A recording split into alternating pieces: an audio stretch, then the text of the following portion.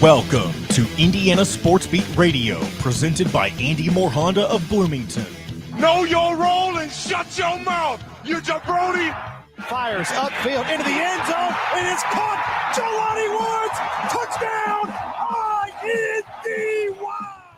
Yes. 43-point night for Tyrese Halliburton. How do you like that, partner? Renew now, drives in low, throws up a shot. It doesn't go. Tipped up and in by Anthony Leal. Indiana takes the lead. It's pretty simple. I win. Google me. Now, here's your host, Jim Coyle. All right, let's do this. No Jim Coyle today. This is John, the producer. Welcome into Indiana Sports Beat Radio, also known as John Alden, by the way. Welcome in. It is a Monday here in the United States, Indiana, Bloomington, Evansville, Fort Wayne, Hammond, anywhere you may be coming to us. Welcome in. Jim is out at the Evansville IU Alumni Association golf outing today. There is a chance he'll be stopping by at some point. Not exactly sure if he will, what that timeline looks like, but he's out there playing. I believe Mitchell Paige is out there with him as well, and maybe a couple of other people that frequently get on this show. And we'll figure out how we're gonna do this today. I'm not sure how this is gonna go. I'll just be blunt. This is my first solo show. I may find different ways to get around the way that things normally go. So it's going to be an experiment, and hopefully it's fun. I'm looking forward to trying this out and talking to some of you guys along the way. We'll have Dustin Dopirak joining us here in a little bit. I thought we were going to be talking with Greg Rakestraw here to kick things off the way that we normally do on Mondays, but there was some audio issues. Could not hear him a bit, and I've never had that happen with Greg before. So we're going to maybe hear from him later, in the week.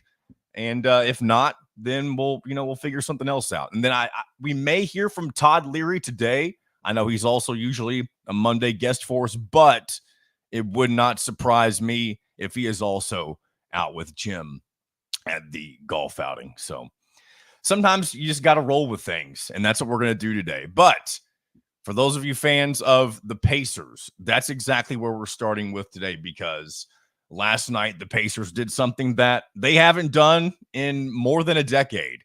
And I'm not somebody who's been super invested in the Indiana Pacers probably since that time 10 years ago, whenever they had Paul George and Roy Hibbert and Lance Stevenson, all those guys. That's whenever I was someone who was following the Pacers a lot more closely. And as for those of you who listen to the Out of Touch podcast that I do with Mitchell Paige and Dustin Schutte, I've learned that their fandom for the Indiana Pacers is something that I'm not nearly as emotionally invested in the NBA and them as they are. But I've been able to kind of live through them vicariously with through their experience of this NBA playoff run for the Indiana Pacers. And what the Pacers have done is they've now made the Eastern Conference Finals for the first time since 2014, knocking off the Knicks on the road in Game 7 and setting an NBA record, I believe, for the best shooting performance by a team, which is absolutely insane. And I got to say one thing, and I'll get through some of these comments in just a moment. Shout out to everybody on the Andy Moore Honda hotline. But one thing that was cool when I was watching a little bit at the end of that game was seeing, and this is more of a shout out to the Knicks, but seeing the Knicks and their fans give that standing ovation. And I know it wasn't for the Pacers, but just kind of showing, seeing that kind of good sportsmanship. And I know that might sound kind of corny if I'm being honest. And I'm going to welcome in Jim here in just a moment. I believe he's about to join us from the golf course.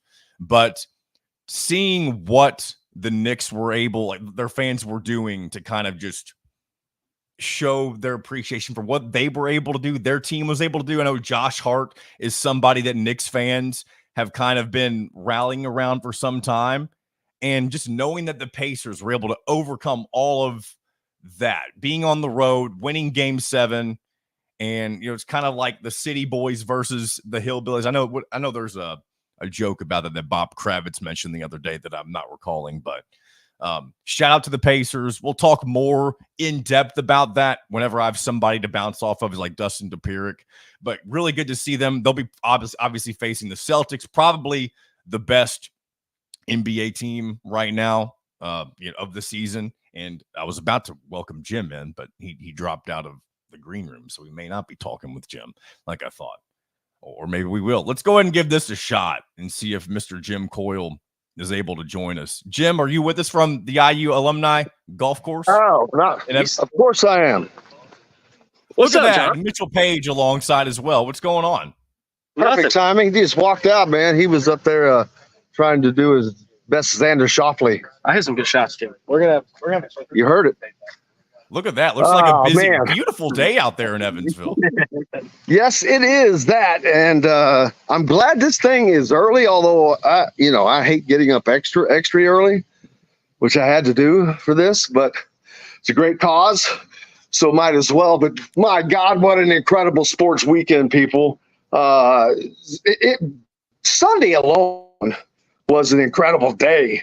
I heard you talking about the Pacers. How about our boy Bob Kravitz? He picked the Pacers in 7 after like game 4 or something.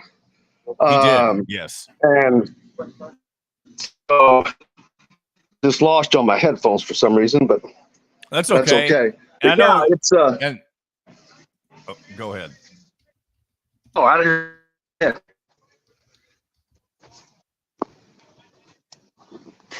What were you going to say, brother? Oh, so I was going to say, speaking of golf, obviously you mentioned the PGA Championship, or it seemed like you were going to get into that. I mentioned Mitchell Paige doing his best Schauffele impression. Yeah, I'm just talking about I didn't get to see a ton of the great. Now they decided to weed eat or blow on here. Oh, yeah. I'm gonna go inside where it's a little bit calmer and I don't drop everything, and I've got 14 things going on. Here, I'm going to give you a moment to get settled, and we'll bring you back in just a moment. I'll keep an eye on. Yeah, for those of you following the PGA Championship, obviously Xander Schauffele, as we alluded to earlier, he was the winner, -21 at Valhalla. And what likely might be, I know we've mentioned this a ton on the show already, what might likely be the last PGA Championship at Valhalla. And then Scottie Scheffler kind of fell off, his wheels fell off in, I believe, day 3. And so he had a lot on his mind. I know, and we'll get into this I see we got Todd Leary about to jump on as well, so we'll get to break here in just a moment. But I believe Scottie Scheffler could not have handled everything that happened with him any better for somebody that is, I know he's not a Tiger Woods type of figure. He's the number 1 golfer in the world, obviously, or at least he was. But for him to be someone who's 27 years old and handle everything the way that he did, whether it be the press conference or actually getting booked, that is something that you don't often see a lot from people who have that kind of status. So shout out to Scottie Scheffler. We're going to go ahead and get to our first timeout and welcome in Todd Leary and see if Jim's ready as well. So we'll be back with more. This is Indiana Sports Beat Radio. We'll be back right after this. We'll be right back for more Indiana Sports Beat Radio with Jim Coyle, presented by Andy Moore Honda of Bloomington. In the market. All right. What's up? Todd, you got me? Yep. Can you hear me? Yes, sir. Jim's here. He's just at the golf course, and we kind of had to do something a little different in that opening segment. So we're trying to see if he's set up. But if he's not, I'll just riff with you for a little bit. Cool. Do you have thoughts on the Scottie Scheffler stuff? I mean, yeah. We don't have to talk about it. I'm just curious because that's something we talked about all last week on Thursday when it happened. So yeah, I mean, what you just said is absolutely true. Like, I mean, the whole thing here's it could have never happened. Like they could have somehow level heads prevail and talked it through and it not happened. It also could have been 1,000 times worse. Yeah. Like if he did they dismiss the charges already? His arraignment is tomorrow. I don't know if they. Yeah, I read something yesterday and it looked like it was like some fake bullshit. I think they were saying that was what they thought was going to happen. But, I mean, if he doesn't handle it, like you said, the way that we would expect Scottie Scheffler to handle it, then they're not able to dismiss it or do anything with it at that point. It could have gotten a lot worse. Yeah. But yeah, it was crazy. I can't believe he got arrested at 8 a.m. and made a 10:08 tea time. You were on with us the day that happened, weren't you? Or I can't remember. I was on Friday. Okay. Yeah, that's the day it happened, right? Yeah, that's the day it happened. Well, yeah, right. That's right. It was Friday. Yep. Yeah, that was crazy. Yeah, nuts. There's some clapping going on. Oh, I bet they're introducing teams at that thing Jim's at. Yeah, I'm going to remove him from now. I'll just keep an eye on his his screen. If he pops up, then we'll bring him in. I thought you might be out there with him today. I wasn't sure. Well, he asked me to. I wasn't with my job. I never know whether I'm going to be able to or not. I couldn't get out there.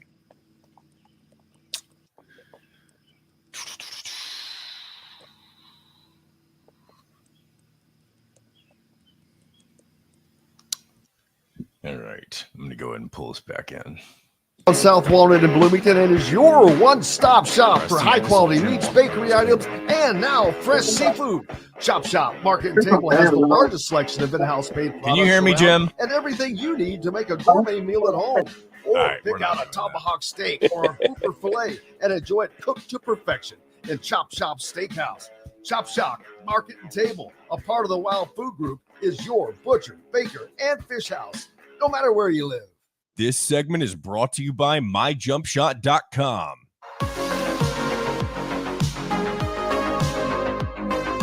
Welcome back to Indiana Sports Beat Radio with Jim Coyle, presented by Andy Moore Honda of Bloomington. Welcome back to Indiana Sports Beat Radio, brought to you by Andy Moore Honda and this segment, MyJumpShot.com, with Todd Leary, the Todd father, as Jim always mentions you as. Welcome in, Todd, on this lovely Monday. It is definitely lovely. We had what great weather we had. I guess for us golfers, we had great weather, and it has continued into Monday. Yeah, it's great to start off the week with some sunshine and good stuff going on with Jim. If he's able to join us, he's down in Evansville for the IU Alumni Association golf outing. I'll go ahead and start with this, Todd. I guess I want to kind of pick your brain a little bit on, and I'm sure you and Jim have talked about this a lot, maybe on and off the air, but the Indiana still has one scholarship remaining for their roster for 2024-2025. I've gone back and forth with a couple people on this, on having an open scholarship in this era of college basketball or in college sports in general. And I guess it's mainly basketball if we're really thinking about it, but is it as important nowadays when there's a lot of money involved and playing time promised or maybe not promised? Do you think it's a big deal for a program like Indiana to at least have a body filling that last scholarship, or is it not as essential as it used to be to have all 13 scholarships filled?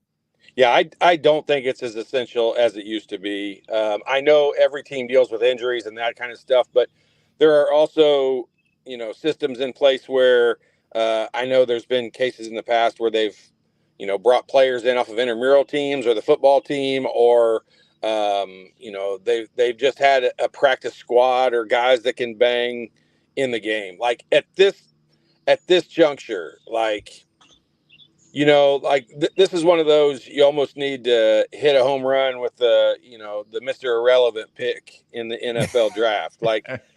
Unless you're going to, this body is going to be somebody that is going to be able to bang every day with the big guys. That's always valuable for practices. I don't think you got to really luck into this scholarship being one that is a major producer for the team, like stat wise. So yeah. I think it's, especially with NIL money, they have the ability to have some guys not on scholarship that they can also, help with tuition or help with some money and those things. So I don't think if you could hit a home run and, steal some guy that ends up producing a bunch for you, then you're going to be one of few across the country that's able to do that. Yeah, it's definitely a tough thing to balance, I feel like, because last year the issue was Woodson left the scholarship open. You had Ja'Kai Newton, who you knew eventually was going to be injured for the entire season. So right there, you already have technically 2 scholarships open. And then you have the Xavier Johnson injuries throughout the season. So for most of the year, you're playing with kind of 3 scholarship dudes. One of them that doesn't exist, obviously, because that wasn't filled. But I feel like that's the one thing that you kind of hope to avoid whenever you're doing something like that. You have to kind of hope everybody stays healthy and that your bench is deep enough to not have that big of a drop off. Yeah, you roll the dice for sure when you don't fill that scholarship, but the way I kind of look at that is it's tough to fill that with somebody that's willing to come in and kind of accept the probability they're not going to play a whole lot. And as a coach, you roll the dice in every season with the injury situation, because you can't predict that. And let's all be honest, like we're all fans, we're all allowed to do this. It's accepted now in 2024. But whatever area of the team is struggling, so let's say it's rebounding, or let's say it's shooting, or let's say whatever it might be, we're all going to second guess they should have filled that roster with blank possibility at the time.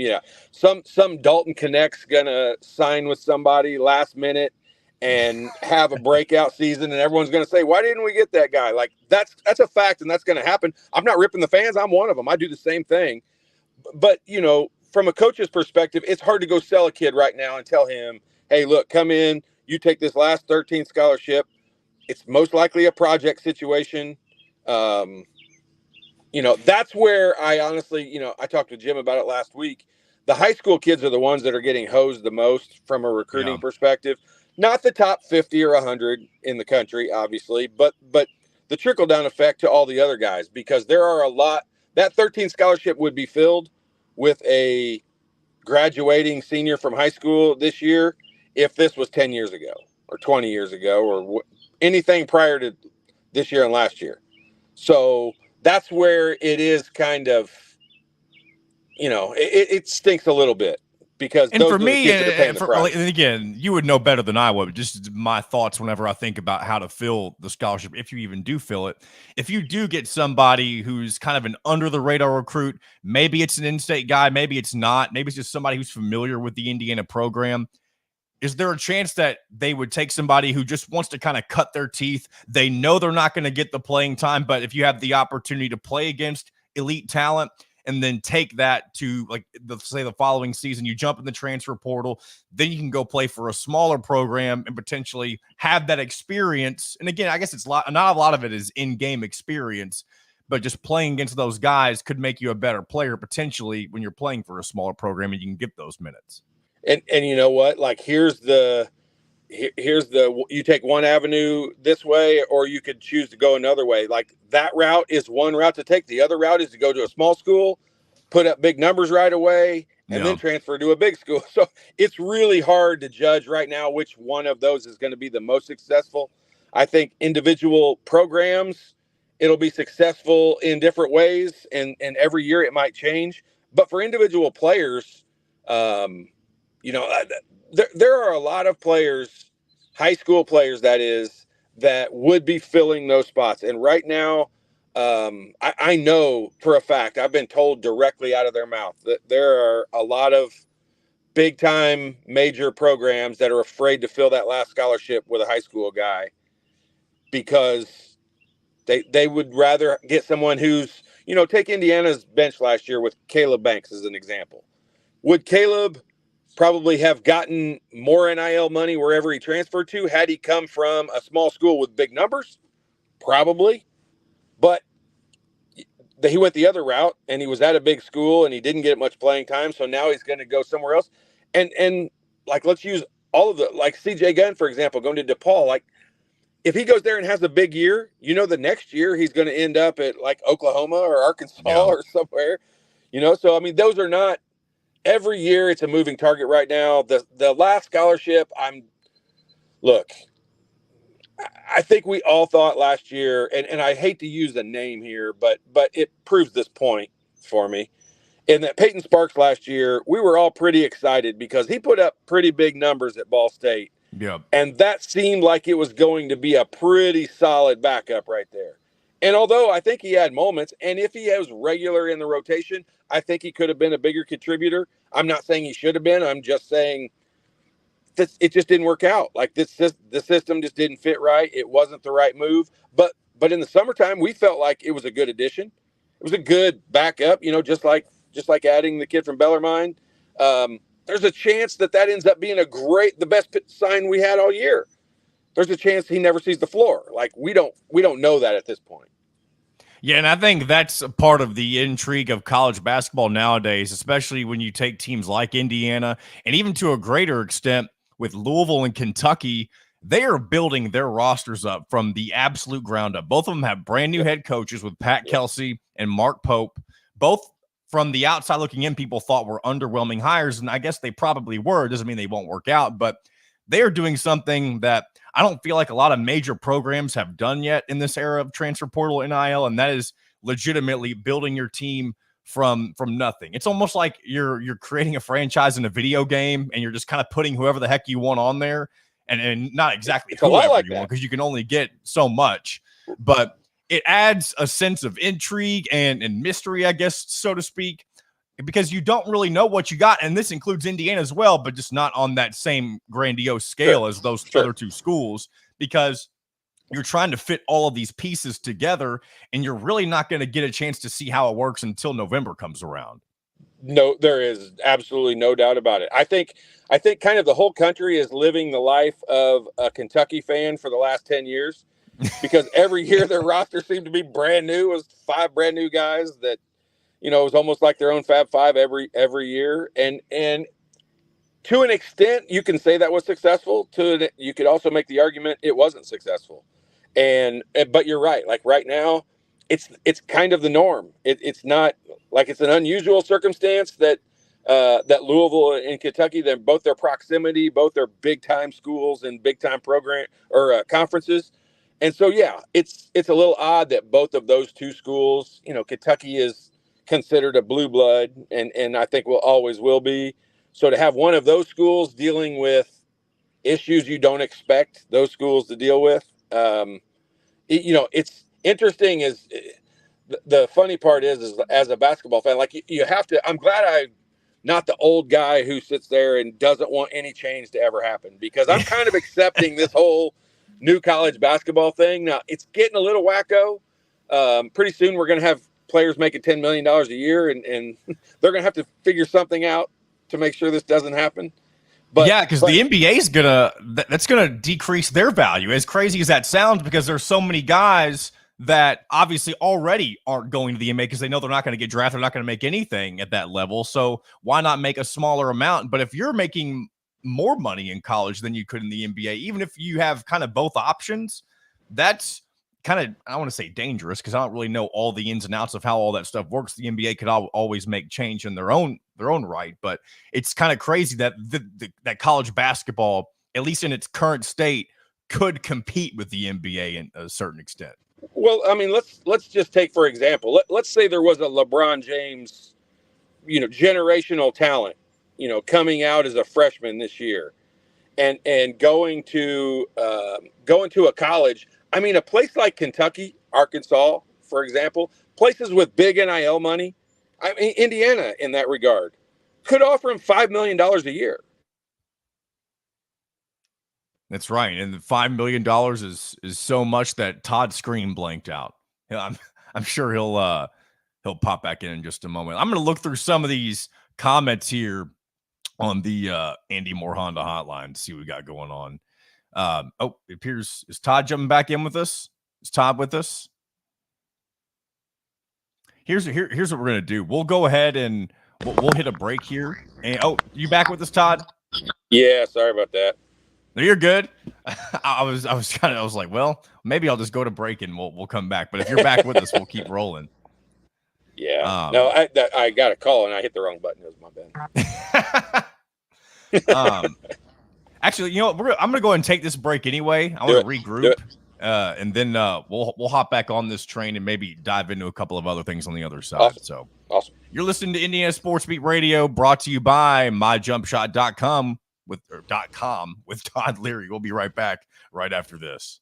We'll be right back for more Indiana Sports Beat Radio with Jim Coyle, presented by Andy Moore Honda of Bloomington. If you're looking for a home in All right. Sorry. I tell you what, trying to juggle doing all this is It's not you're not paid enough for that, are you? I'll try not to say that out loud, but I know better. I'll let you say it. How long are you able to stay on? Because what I want to do here is first of all, I'm trying to figure out when Dustin Dopirak's coming on, because he's usually on here in a few. I mean, I could do one more segment, but if he comes on, I'll probably just what I'll do is I'll just tell him to come on whenever he's ready. You can hop off whenever he's here. Or I'll kind of segue you out once I realize he's there. Perfect. We'll just do that. Cool. So I didn't really want to break that early, but I needed to kind of recollect. I didn't know how to get back into that. Yeah, and I hit, somebody called me and I tried to knock it off my phone and I hit the wrong button. But you're good. You didn't do anything wrong.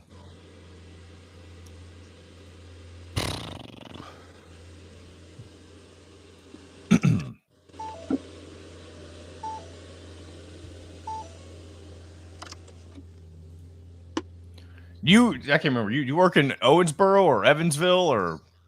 Well, I drive out of Evansville, but like I'm going to Owens. Funny you say that. I'm going to Owensboro right now. So. Oh, okay. Evans Patch. I know that's a nickname, right? I always remember too. They have the weird. I don't know if it's a festival or what it is, but where they eat cow brains or something. Seriously? I know it's not. People in the comments, I know we've talked about this before.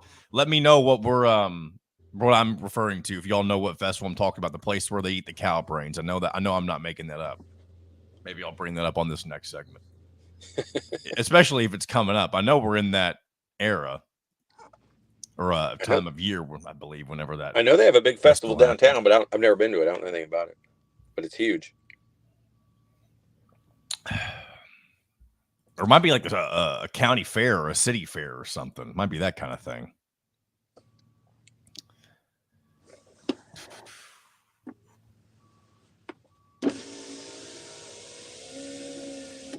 Gritty saying the West Side Nut Club Festival in October. I don't recall that being what it's called, but maybe. Oh, here we go. Here's some people. We'll I may or may not bring this up. Pork brains. Goodness gracious. All right, whatever. That sounds yummy. All right, I see somebody else putting that same name. Yeah, they're all giving me that same name. I guess that's what it's really called. Huh. Well, shout out to the Andy Moore hotline. Yeah, they have a big like 50-50 drawing. It's always like $500,000. AndyMooreHonda.com and get more to your door. This segment is brought to you by the Chop Shop, home of the Indiana football and men's basketball coaches shows. Welcome back to Indiana Sports Beat Radio with Jim Coyle, presented by Andy Moore Honda of Bloomington. Welcome back to Indiana Sports Beat Radio. John Alden, JTP, fill in for Jim Coyle on this Monday as he is out at the IU Alumni Association golf outing in Evansville, and Todd Leary with me for another few minutes before we welcome in Dustin Dopirak a little bit later. We were talking Indiana basketball. We were talking a lot about the scholarship situation and basically just how things have changed over the past couple of years with NIL and the transfer portal and the importance of whether you need to fill that last scholarship or not. And I feel like we're both kind of on the same page with that, where it seems like nowadays there's risks to keeping that scholarship open, but ultimately it's not as big of it's a lot tougher to fill that scholarship the way that it used to be. So again, we also just won't know what type of personnel, or at least the true ability of the personnel that Woodson has brought in until we get around to next fall. So I guess all we can do at this point is speculate and talk about potential, and really a lot's riding on it for Woodson this year. I do believe that Woodson has to perform this season, And I'm going to be honest, too. I think a lot of fans were a lot harder on Mike Woodson last year than he deserved to be. And people may disagree with me saying that. I don't think obviously he didn't have a great season. You need to be able to make the NCAA tournament every single year if you're in Indiana. But whenever the conversation began, I guess it was back in December, early January, that Indiana should consider letting Woodson go. When you, at that point, you already have a whole lot of season left to play. To see that be the narrative throughout 2023-24, it brought a toxicity. And I know, Todd, you're very familiar with all this. It brought a toxicity that I feel like, at least from me, as somebody who's only 26 years old, I'd not really seen from the Indiana fan base, at least to that level. And that always surprised me. And that's why it's so important for Woodson to, and I'm actually going to bring Jim on. He's sitting in his golf cart. I'm bringing him here in just a moment. But it's created the sense that he has to have success this year. Yeah, I think that I think that's pretty evident all the way around. I think it's expected. I think he's expecting it. Like I don't, the toxicity you talk about. I think we all felt it. I think we all understood that part of it. And some of it is warranted. Some of it is not. Some of it's just us. And I'm putting myself in that category, us being crazy fans. And the ability for, us to get online and talk about it. I mean, heck, after every game, we do the post game show. There's 10 post game shows after every game. Like everybody's got their opinions, and that's the fun part. I love learning what some other people think about it. The part of it that, this is my own personal opinion, the part of it I struggled with Woodson was him not just owning up to saying, hey, we're not at the level we need to be. And instead, and that's totally fair. I felt like that making the excuses for injuries and those things is almost like being that bratty kid that's not willing to admit that he was ever wrong. I want Woodson. I wanted him to just sit back and be like, look, I'm not satisfied. I'm not happy with where we're at. Like, we need to be better.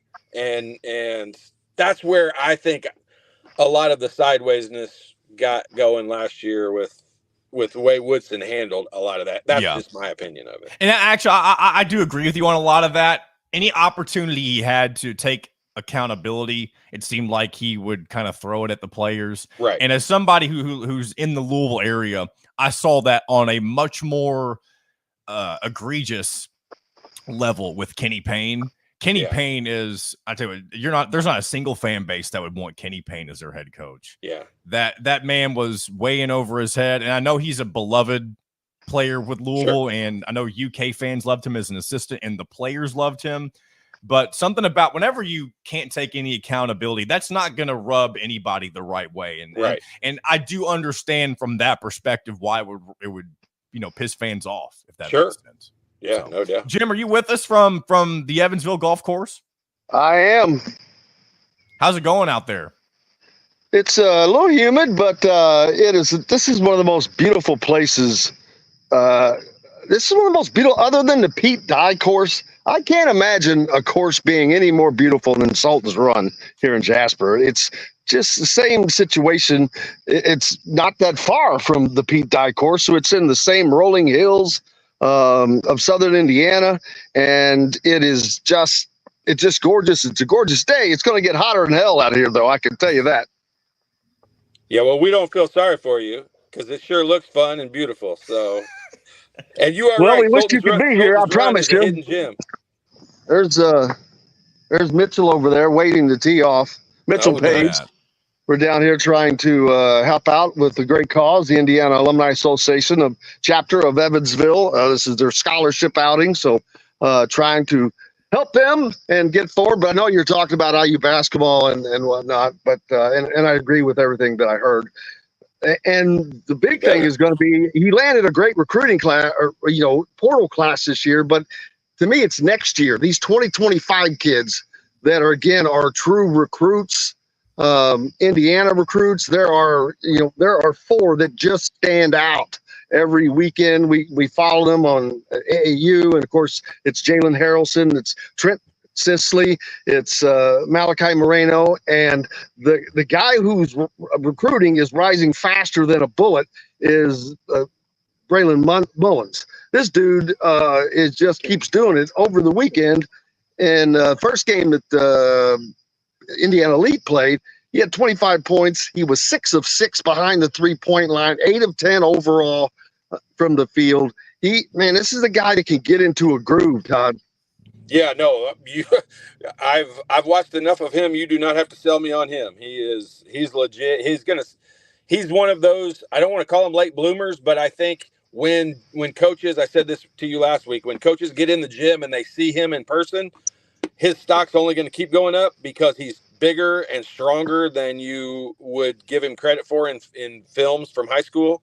So yeah, his stock, guys that can knock down shots are their stock's already going up, but this kid's more than that. And that whole team, I said it with you from the beginning, like that AAU team, if you get a chance to get out and watch them play at all, it's worth, I know that they're overpriced is what they charge you to get in those venues, but that team's worth it because they're not your typical AAU team. They're fun to watch. They share the ball. They've got tons of talent, and Sisley and Moreno and Mullins all play so well together. And then they've got the guards that Mark Zachary that's just fun to watch from Ben Davis. It's just that whole team is built AAU-wise pretty uniquely because they're a fun group to watch, and they're coached well by Mike Fox. And, those guys are getting better this summer because they're coached well, they're doing the right things, and they're good kids that play hard. Yeah, and they're undefeated, man. They have a great shot of winning this 3SSB tournament later on. Yeah, that's a big deal, too, because that is a big national event. I'll have Mitchell Paige come in and chat with you just to chat. Two great former IU athletes right here. Mitchell, Mitchell, I do not envy the rest of your day having to spend it babysitting him around the golf course, but I do envy you being on the golf course. Couldn't agree more on both fronts. It's any day you get to be on the golf course and you're supposed to be at work, there's just something different about that. It hits you a little different. You wake up, it's beautiful. The grass just looks a little crisper when you're supposed to be working. But, And then Jim creeps in the picture, and then you're like, oh, yeah, back to reality. He hit 2 good shots off the first tee, which was very surprised. Oh, man. I was stunned. Okay. Okay. And I'm also sad that you're not down here. I heard there's some stuff going on, so hopefully everything's okay. I appreciate it. Don't tell anybody. It does kind of work out in our favor. I get to hit twice now. Ooh. And so we got a chance. You do have a chance. You do have a chance. Make sure you're the one that hits twice and not Jim. Yeah. I'm going to let him hit twice after I've already made the putt. There you go. Mitchell, I'm going to ask you in a second about some Pacers, but Todd, do I need to let you go? Yeah, that'd be awesome. Appreciate it. Okay. Thanks for guys. the time. Thanks, guys. Great to see you, buddy. Good luck, Mitchell. Have fun, bud. Thanks, man. All right, Todd Leary, again, myjumpshot.com if you want to learn how to shoot better, because Lord knows I can't. Mitchell, Shoot, I need them. What's going on, man? I know you had an incredible night last night. You got to see your Pacers. We talked about it a little bit earlier. Your Pacers are going to the Eastern Conference Finals for the first time in 10 years. Yeah. And you got to have some fun on Twitter interacting with some fans. I'm sure it was a heck of a night for you. Yeah. I mean, just everything you could want. Pacers beat New York. New York, bottom tier city, in my opinion. Knicks rivalry has gone on a long time, even in our lifetime. We don't even have to go back to like early rivalries, but I got it stolen from me. Look at him go. Oh, he look stole at this that. from me. I'm your cameraman. He stole it from me. All right, so we're gonna do this ride. It's They're gonna be hopping fun. into the golf cart, going to their next spot, I assume. As I believe they're flaming out on us a little bit, but yeah. See, here's why I'm able to ramble a little bit while they're doing this. One thing I've learned, and it looks like here we go. We're hopping back on. Yeah, they back with us. There he is. I'm gonna take over here.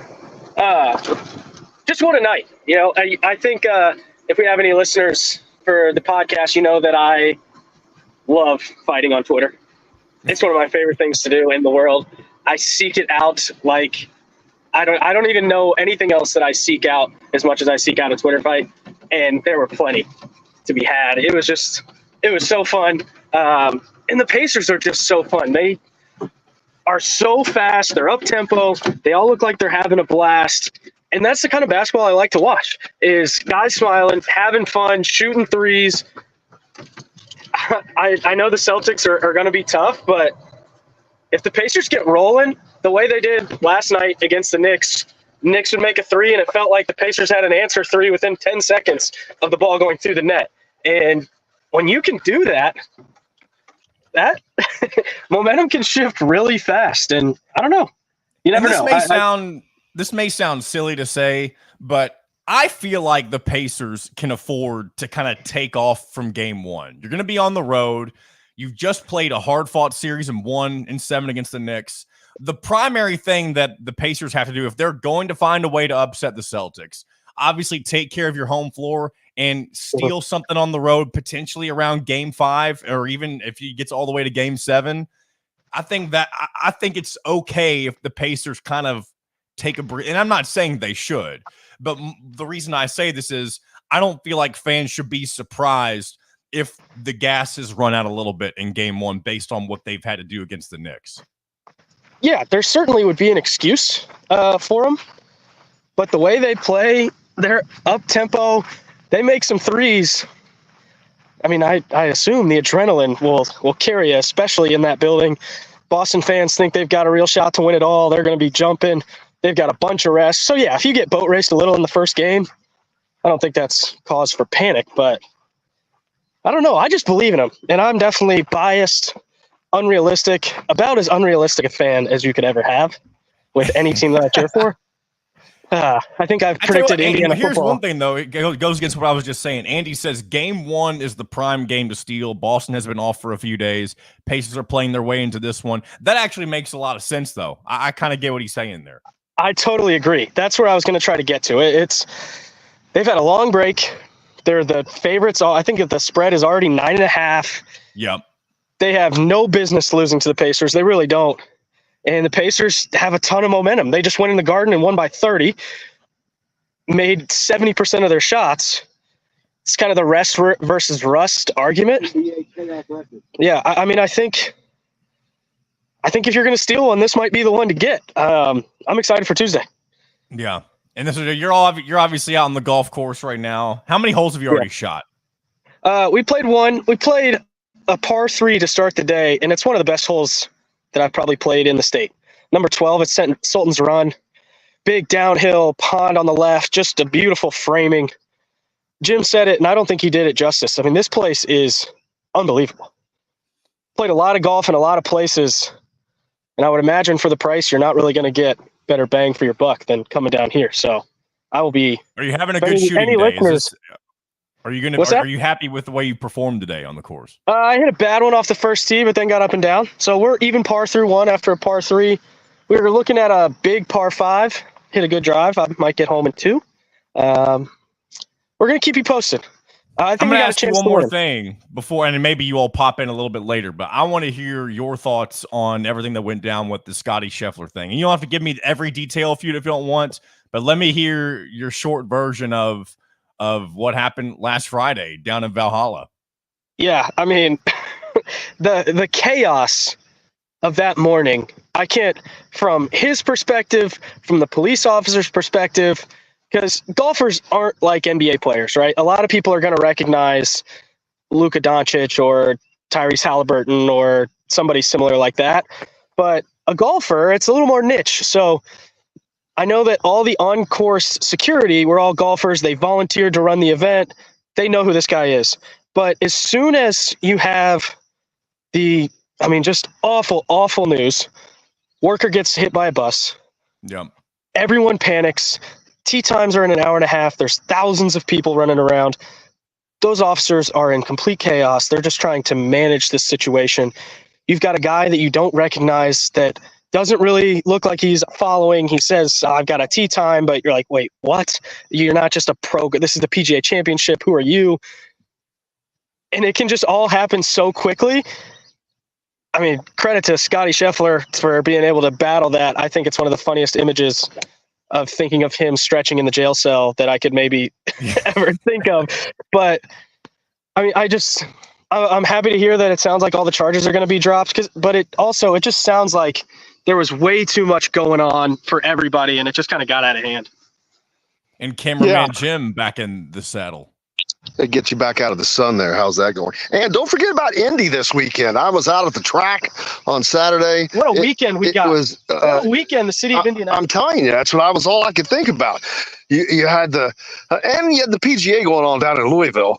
I mean, that would have been a trifecta if I could have gotten down there, but could not do it all. At a rivals camp on Sunday I was out at, I got to talk to a quarterback.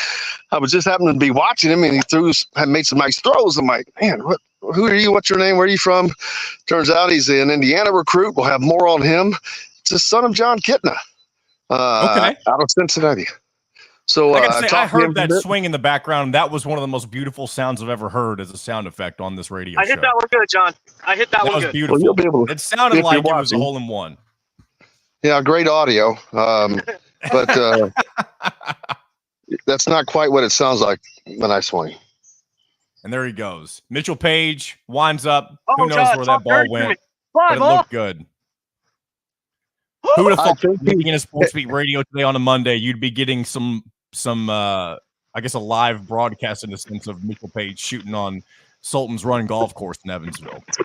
This is better than the PGA, man. He just got on in 2 on the par 5. Boy, did I roast that one, John. Ooh, buddy. It sounded good. It sounded fantastic. That ball was roasted.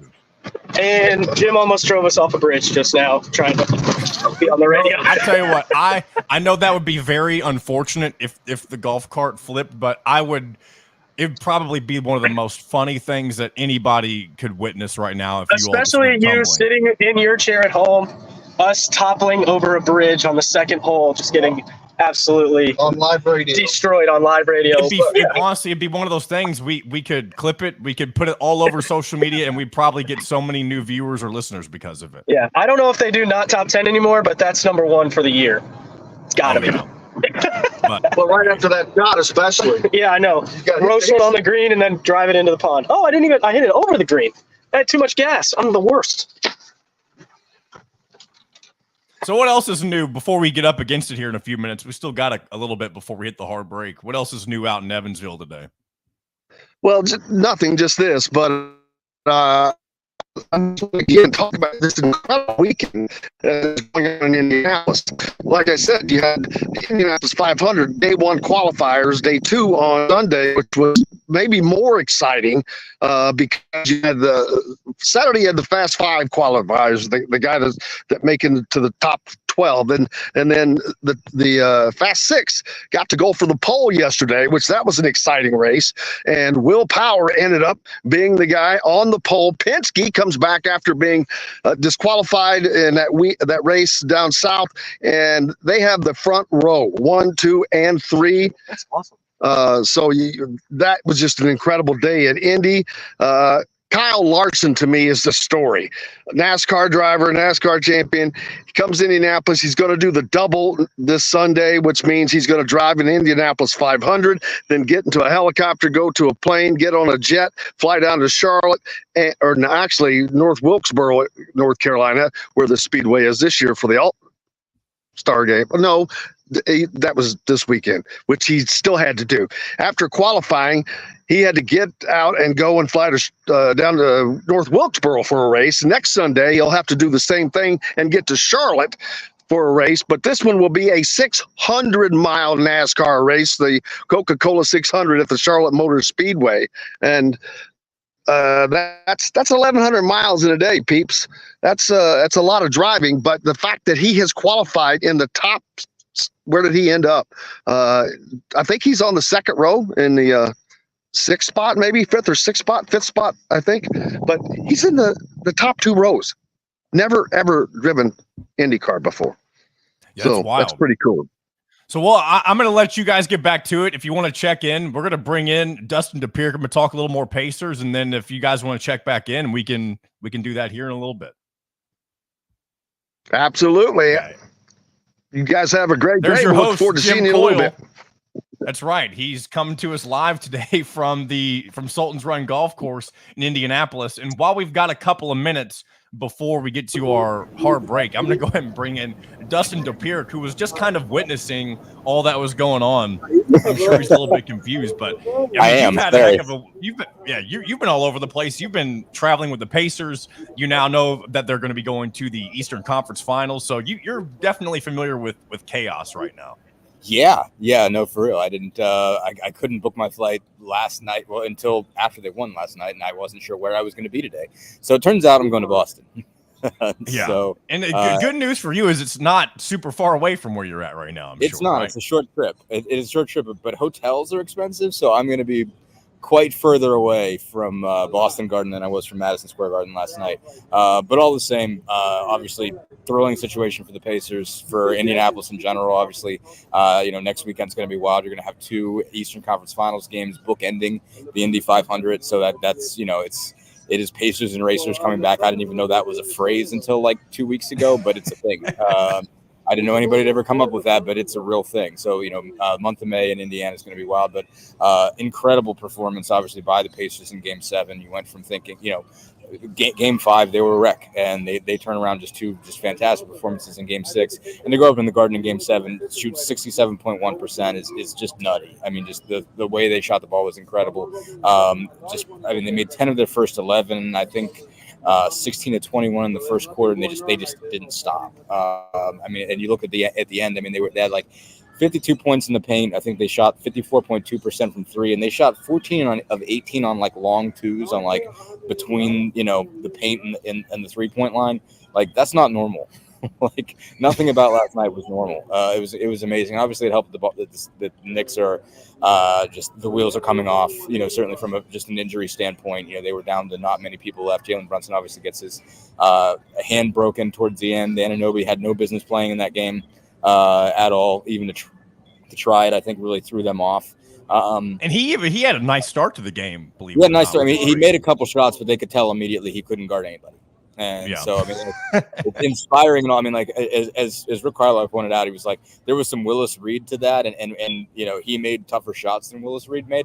But he could not guard anybody, and they figured that out real fast. It was just like, well, like, let's see if you can defend Pascal Siakam. Go ahead, and he couldn't. He couldn't at all. Siakam had 4 buckets in the first 4 minutes on him, and so he ultimately ended up outscoring him.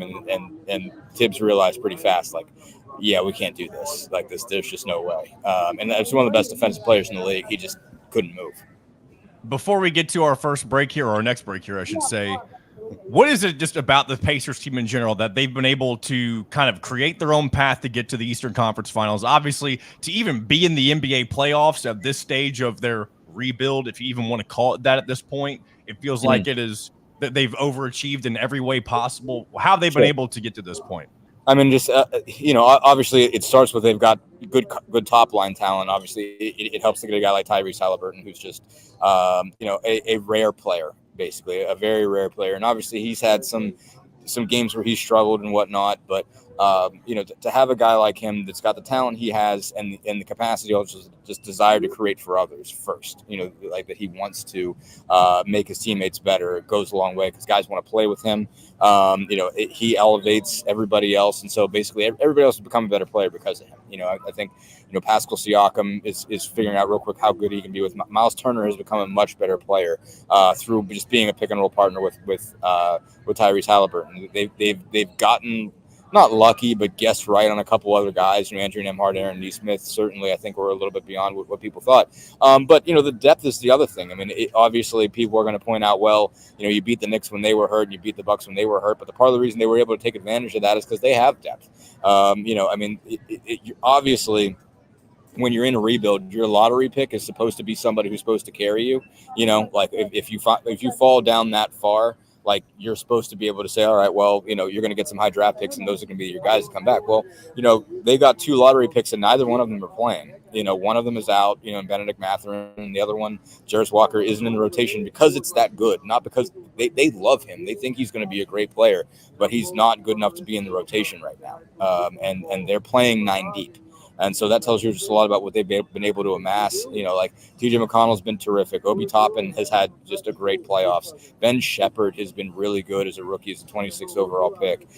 They've been able to depend on everybody, 1 to 9 that they're playing, and they could come further off the bench if they needed to, bring more guys that they do trust to play in these scenarios. So, I mean, it's getting lucky with Halliburton, not even getting lucky, like making that big deal and him turning into maybe an even better player than they thought, him elevating everybody else, but just also having depth and having made a lot of really smart moves to get guys that really bolster this group and fit together and play well together. It's a team with just phenomenal chemistry.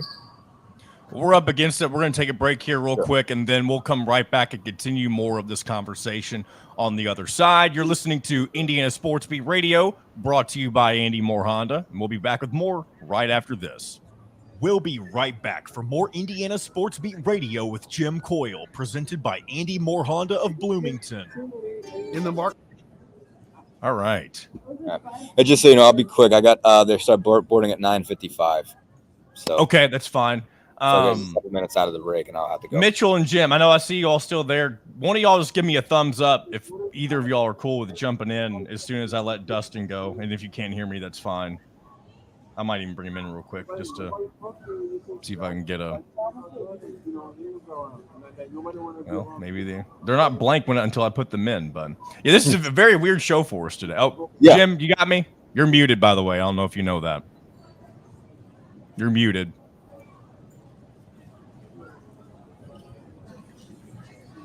Maybe let me see if I can do it. There. Oh shoot. Go How about that? Yeah, so Dustin's got to hop off in about 10 minutes. Are you all cool if I bring you back in whenever I let him go? Absolutely. Cool. I just wanted to check in. Hey, Dustin, how are you, buddy? Congratulations on getting to go on to Boston. Thank you, man. There's no congratulations. I didn't do anything. I just wrote about it. I've got nothing to do with this. Bring me back some clam chowder. Sure. Gotcha. Don't get hung up with the math holes up there. Yeah, I will. I'll go see all of them. Yeah. So, where are you playing, Jim? We are at Sultan's Run in Jasper, Indiana, at the Evansville chapter of the Indiana University Alumni Association scholarship benefit. Myself and Mitchell Paige. Remember Mr. Mitchell? I do remember Mr. Mitchell.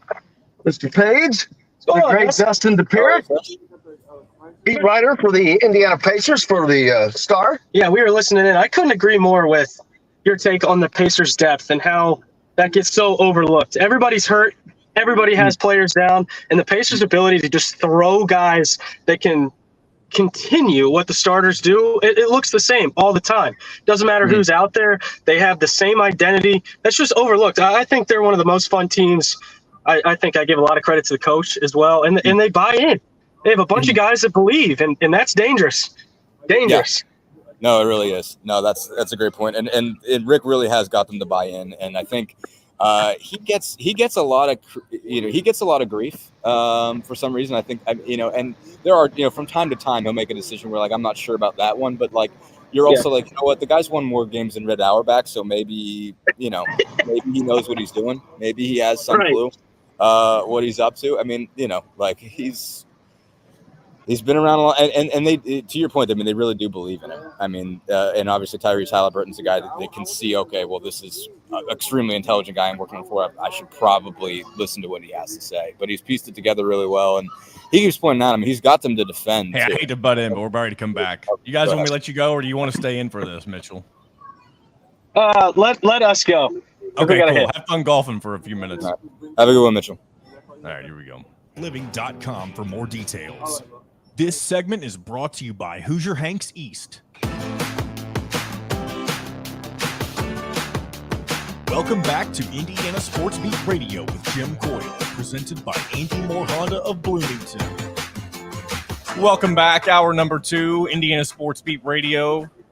John currently filling in for Jim as he is out with Mitchell Paige at the Sultan's Run Golf Course in Evansville. Shout out to everybody down on 97.7 The Ref. Dustin Dopirak still with me. We're talking Pacers as they have punch their ticket to the Eastern Conference Finals, where they will take on I would say the favorite at this point, and probably the favorite since the regular season, the Celtics, to win the NBA Finals.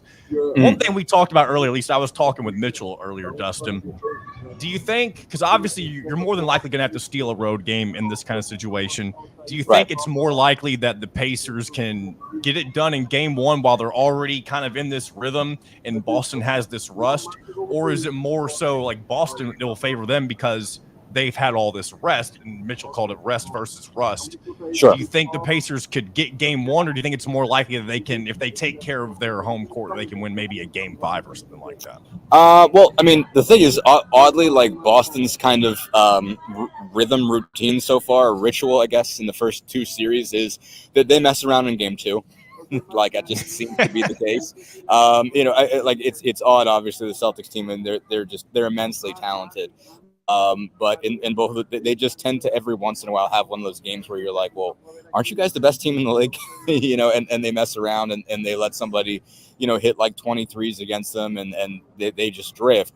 And then after that, they come turn it on. And obviously in the first 2 series, they lost a game at home and then blitzed them on the road, basically like went out and, went to Miami, went to Cleveland, won both of those games, came back and clinched it in game 5. So, there's certainly a possibility for that same rhythm again. I mean, obviously, the Pacers having some, having momentum helps. And I am on that general debate. I think you're seeing, rust, or what am I trying to say? Momentum is be a mouthful. Lately. Yeah, the point is momentum is winning lately, I think, but whether it's basketball or baseball, certainly. I think baseball has been just certainly turned on its ear by the fact that you have these, wild card series and the teams that are getting buys aren't making it. The teams that get a week off are getting blitzed. And so, the Celtics, I think, are going to be pretty close to a week's worth, maybe more than that, of time off. So I don't know that that's going to be good for them. Now, obviously, I don't know that will help, but they're just good. That's the other part. I mean, they're the Boston Celtics. They're really, really good. They can even lose a guy or two and still be in better shape than the Knicks were. And as much as the Celtics, are known for not having a very good bench, but they have guys that they trust. They have guys that have played, whereas the Knicks, really relied too deeply on a handful of guys. And, and frankly, they had players that they should have played. I mean, Alec Burks had a really good, series, and he had been buried. And I wonder if they'd give him some more time, maybe they don't suffer some of the injuries that they had. I think it will probably, the Pacers will have a shot in game 1 because they'll be riding this, and they'll be riding a rhythm, and they'll be coming off of just having gone off in Madison Square Garden. So obviously going to Boston Garden is not going to scare them in any way. That's true. They're not going to come into the situation and there's not going to be an intimidation factor. The rhythm is going to help. They have a chance to steal game 1. Again, the biggest reason to say that they're not going to win the series isn't, it isn't lack of experience anymore, isn't whatever. It's just that the Boston Celtics are really good. That's the best explanation. The Pacers have a chance to get some things, help them that way. I mean, again, your explanation for if they're not going to win it, why are they not going to win it? It's because Boston's really good. And on the other side of things, I don't know how much you've kept up with the Western Conference. Obviously, you've got Minnesota and Dallas. Just who do you see coming out of that potentially? I think Minnesota, and it's probably because just how they've looked when I've seen them, when the Pacers have played them. A lot of I've had the games on while I've been writing them, and I had Denver, Minnesota on last night in my hotel while I was finishing up, and I didn't have it was just 1 minute Denver was up and then Minnesota was up and it was over, and I was like, okay, how did this happen? But my reason for thinking that is Dallas has learned to defend a lot better. Certainly down the stretch. I mean, they got Luka to come out and play defense, which is noticeable. And they're not as bad as they were, but the Pacers ran all over them. It might have been right at the beginning. It was March, basically. I think both of those games were in early to mid-March, and so they were still kind of figuring themselves out with the pieces they added. They're a better defensive team than they were then, but they still have some holes there. And Minnesota might be the best defensive team in the league. They're certainly the best defensive team left standing. Actually, no, Boston's pretty good too. But Minnesota's a really, really good defensive team, and Anthony Edwards is playing out of his mind. I mean, obviously, I think that Dallas has the best player. I think Luka's still ahead of where Anthony Edwards is, but I think the size, obviously, Minnesota is going to help them when you have, Towns back being effective, Rudy, being a problem in the middle. I just think their defensive posture is just going to make a difference in that series. I mean, Luka and Kyrie give them a shot because, again, we just have guys that are that talented, that good at shot makers, have a shot at it. But I really like that Minnesota team. Edwards didn't have a great game last night, but he turned it up in the fourth quarter, and the kid just has that what you need to be, at this level. I mean, to be a guy that can be clutch in the finals. I mean, you are seeing some Jordan visions in that kid right now. And so I think Minnesota gets it. I ultimately think Boston wins this series, and I think Minnesota-Boston is going to be a war. I mean, it's going to be. I think it's going to be something else. And so, Boston, I think, will have certainly the advantage of they need this now. This is a team that's supposed to win it, and Drew Holiday and Derek White give you that defensive presence on top of what you get out of Tatum and Brown. But I think they've got that. That could be a really, really good series if that's what happens. One last question, and you could be short if you've got a board here in just a moment. But if the Pacers beat the Celtics in however many games it may be, who's the X factor for Indiana? I guess Obi. No, I'm kind of putting you on the spot right there. I guess Obi. I mean, it could be. I mean, it'll be everybody. But I'm going to say Obi because I do think at the end of the day, they are if they're going to win, they're going to win with depth. If they're going to win, they're going to win because they win the minutes when the Celtics have to pull their guys, at least for a little bit. And so I think Obi would be a really big piece there. I don't know that they really have somebody who answers that coming off the bench. Him and Miles Turner. I mean, I don't know if you call Miles Turner an X factor. I think it's weird to kind of use that term because it's such a key piece, a big part of what they do. But I mean, they're not going to see Porzingis for at least 2 games, and so he'll be going up straight up against Al Horford. And I have all the respect in the world for Al Horford, but I think Turner could put him in some tough scenarios. So that's another one. But they all are. I mean, I think Siakam's going to be a tough cover for them. He's a guy that's done pretty well against Boston. I think they don't. I imagine Tatum or Brown is going to be on him, and that's not going to be an easy assignment for either one of them. And so there is going to be some issues there. I think, obviously Tyrese Halliburton could have a tough scenario though, because he's going to be dealing with Derek White and Drew Holiday, and that's not easy, but he's done really well against them in the past. So they have a chance to make this a series at the very least, and they do have a chance to win it. Dustin Dopirak from the Indy Star, thank you for joining us today on this Monday, and I guess it's about time for you to hop on that plane and get to Boston. All right, thanks, John. Have a good time. We'll talk to you next week. I'm gonna see if I can. Dustin and Mitchell, they are hopping back on their golf cart, I believe. We'll talk to them for just a moment before we get to our next break. And look, Jim's got a cigar in his mouth. Jimbo. I don't know if he knows he's got his mic muted again. I don't know if he knows that. Golfing and stogies, man, it just goes together. You're pulling your best John Daly impression right now. Yeah, what? I should have had Kravitz come out here. I didn't think of that. He loves to play and enjoy around, and it's a good cause, like I said. But I got to be a little quiet. Is about to tee off. We heard that beautiful swing again. Oh, you don't know, dude. He is blistering, and if it wasn't for the sun, so you can see this beautiful lake that is right behind us. But that is beautiful. Just don't hit it in the lake. Is all I got to say. That's the key to that. Is I'll hand off to your boy Mitchell. Mitchell, I don't know how much of that conversation with Dustin you got to listen to while you guys were riding around, but I know you're big Pacers guys. We talked earlier, but anything you heard that sticks out to you from the series coming up for the Pacers? The only thing that sticks out to me is just how much basketball that guy has to watch. Like how to understand the game at that level. I mean, just a really, really good analysis and envious. He just understands the game really well, and he makes it seem so simple. I hope it's that simple for Pacers. Will you be finding your way up to Indianapolis for another game at Gainbridge Fieldhouse? I already texted Dustin this morning, and probably not for this series, but if they make the finals, oh man, we'll be there. I don't care how much it is. Ticket. I mean, I'm sure this will be a tough ticket too, honestly, but they're both going to be tough, especially with the weekend coming up. You got the race. What are they, Racers and Pacers? Oh my goodness. City's alive. Yeah, it's a good time to be in Indianapolis, that's for sure.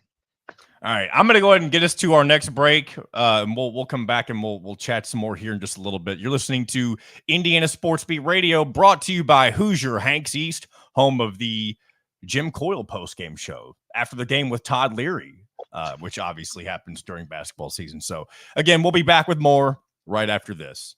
We'll be right back for more Indiana Sports Beat Radio with Jim Coyle, presented by Andy Moore Honda of Bloomington.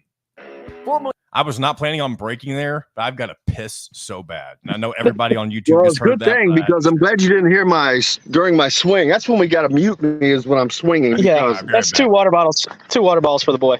Here you go. I don't hit left, and I just hit 2 into the water. Everybody.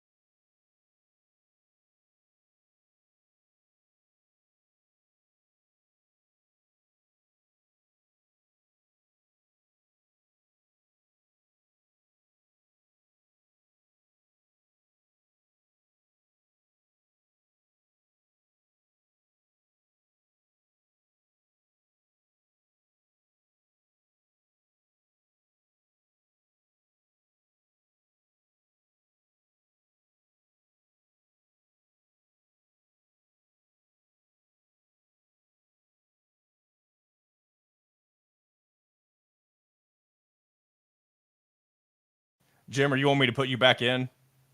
I have a guest this segment. So Travis he can't come on the next 2 weeks, so no Travis. Yeah. Okay, and then anybody else today? No, so I initially texted Mitchell this morning because I didn't know he was going to be with you. I was going to have him do the last 2 segments with me before I realized he was. Got to reach out to K-Bro. Yeah, I will, but I'll see if I'll do it when we get back, but it wouldn't surprise me if he doesn't do it on short notice. But I'll give him reach him out for. I think we have a lost ball. He hit it too damn far. Unless that's what is that? No. I think we should drop because the ill marked. Here, I'll bring us back in and then I'll pull you in the moment. On a 2023 Honda Ridgeline, go to AndyMoreHonda.com and get more to your door. This segment is brought to you by the Fresh Fork in Bloomington. Welcome back to Indiana Sports Beat Radio with Jim Coyle, presented by Andy Moore Honda of Bloomington. Welcome back to Indiana Sports Beat Radio, brought to you by Andy Moore Honda. I know I mentioned earlier Sultan's Run in Evansville. That is incorrect. My bad. I know that's in Jasper. Sorry for the mistake on that one. But Jim and Mitchell joining us once again from the course. They've been out there all morning, or all day, I should say. They've been out there all day hitting some balls. And right now, I believe they're looking for a lost ball in the trenches, it looks like. Yeah, can you see? If you can see Mitchell, looks like Jumanji coming out of the jungle there. But that's because he hit it so damn far. We didn't realize the green was as close as it was. But, man, big week coming up in Indianapolis with more out at the Indianapolis Motor Speedway today, I think, as practice goes on. And then I can't remember what is Thursday. And then you've got Fast Friday. And is Thursday carb day? Or am I an idiot? That's Friday. No? That's Friday. Okay. Fast Friday, whatever they call it. There's so much. so many different things. But man, it is a blast being out at the Indianapolis Motor Speedway during an event. And I'll be honest with you, for people that don't want to go to the race and deal with all of the traffic, and I understand that because it's unbelievable, although it's an immense experience. But oh, and there he goes. Jimbo drops off as I'm trying to set up a little get together with our friend K-Bro, Kevin Brockway. So we'll see if old Jimbo can pop on with us here. Oh, here we go. He's back on with the. There we go. You back with us, Jimbo? Yeah, you just tap something and it knocks you out. That's the way it rolls sometimes. Things are very sensitive. What I was going to say is, I forget what I was saying. What was I talking about? I know. Isn't it fun how it's so easy to get off topic whenever you have to recalibrate sometimes? Well, yeah. One thing I kind of was going to take it in a different direction, but if you disagree with this, with going in this direction, that's fine. You can veer me back. One thing that Todd and I were talking about earlier before you were able to hop on is the importance of filling that final scholarship for Indiana basketball and I know you've kind of brought this up a few times as well over the past couple of weeks, but it feels like we're starting to get the gist that maybe in this day and age with NIL and transfer portal, that filling that last scholarship with somebody who's just going to be a body for the team and somebody who maybe won't play as many minutes as they might want, it doesn't seem like it's as likely. You're not going to find that kind of player, or at least that player is not going to be as willing to hop on the bandwagon, so to speak, as often as they might have in previous seasons. No, you're basically looking for a practice player, an emergency backup. That's what this spot's going to be. Like I said, you need guys for practice, as good a talent as you can get. But a guy sitting in the 17th spot on an NBA team is not expecting to get a lot of minutes. So, and Mitchell knows there are guys he's played with that they played on the team. They gutted it out. They practiced knowing that I'm probably not going to get to play. Right? Me for 3 years. Yeah. I did just hit 1-to-1. There you go. That's for you.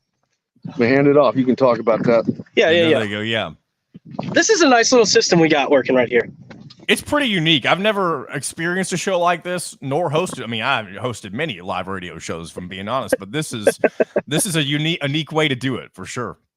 Yeah, there's not a lot of continuity. I wonder what the listening experience is like. I bet it's pretty good. Honestly, to me, I feel like if I was listening to a show like this right now, especially depending on what time of day you're watching this is the kind of show that you sit back on your couch, you turn it on the TV, especially if you're on the YouTube side of things. If you're listening to radio, pull up the whatever radio app it is you use to listen to your shows, grab a cup of coffee, cup of tea, whatever the heck it is you like to drink, and just chill out. And if you're the kind of guy who likes to read the newspaper while you're watching these or listening to these kind of shows, do that too. It's that kind of day. It's that kind of beautiful Monday here in the beautiful state of Indiana, or wherever it is you're listening or watching from. I mean, it's a nice slow pace to start the week. There's a lot of things going on, a lot of excitement. I just think, again, it's a good time. It's a good time. I need to go tap I'm going to do puddle. something that I'm actually surprised I haven't done on this show yet. Usually I do it by now when I'm filling in for Jim for a few minutes. And I'm going to plug, especially since I've got my man Mitch on here with me, I got to plug the Out of Touch podcast because we're still going strong. We're now 41 episodes in. And if you're yet to jump on the Out of Touch podcast bandwagon, I mean, what are you doing? What are you doing? Why would you not want to talk and hang out with your friend Mitchell Paige and John Alden and even Dustin Schutte once a week, whether that be on a Wednesday, a Thursday, a Friday? It could be any day of the week. There's no time of day where you have to watch that show.